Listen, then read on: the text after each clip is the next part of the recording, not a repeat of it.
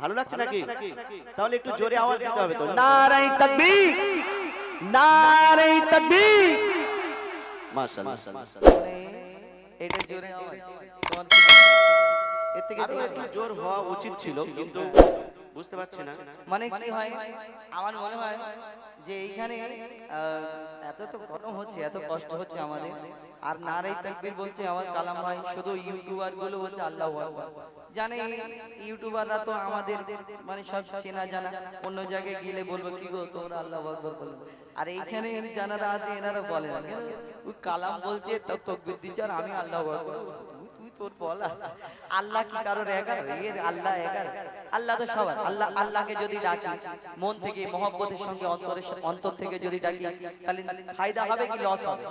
যদি আমার আব্বার কাছে গিয়ে বলি আব্বা 10টা টাকা দাও না, তাহলে কি হবে? আব্বা খুশি না, আমার আর ছেলে কি সুন্দর করে বলছে গো 10 টাকার জায়গায় 20 টাকা নাও, আর গিয়ে যদি ওই বাপ দে 10 টাকা দে, বার চুপ করে গিয়ে দাঁড়িয়ে থাকি যে এই 10 টাকা দে, তাহলে খুশি হবে না? বাপের কাছে যদি ভালোভাবে যদি বলি, তাহলে ওই 10 টাকার জায়গায় 20 টাকা দেয়, তাহলে আল্লাহকে যদি আমি মন থেকে অন্তর থেকে মহব্বতের সঙ্গে ডাকি, ফায়দা হবে কি? একটু বেশি ফায়দা হবে, বোনাস দেবে। তাহলে আপনারা যদি আল্লাহু আকবারের টিপ পেকেন, একটু মন থেকে জোরে জোরেতে জোরে করে একটু গলা খুলে মন থেকে একবার একটুখানি আওয়াজ দিন, নারে তাকবীর, নারে তাকবীর। আল কোরআনের আলো, আল কোরআনের আলো, আল হাদিসের আলো, আল হাদিসের আলো, নারে তাকবীর। ঠিক আছে?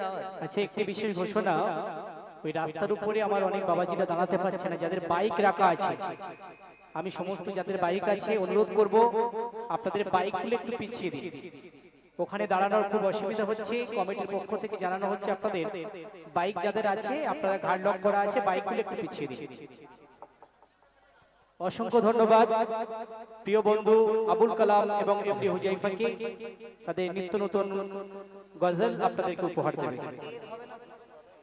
তারলা, তারলা এই দুটো হবে না? করলে ভালো, এর করে দিলে ভালো ভালো। ইতিপূর্বে শুনলেন ওই যে ইকোটা এতে সেটিং ছিল, এতে করে এই যে ইকোটা এতে সেটিং ছিল, এই তারলাতে করে দিন। আর একটা তারলা যদি হয় আপনারও ফায়দা।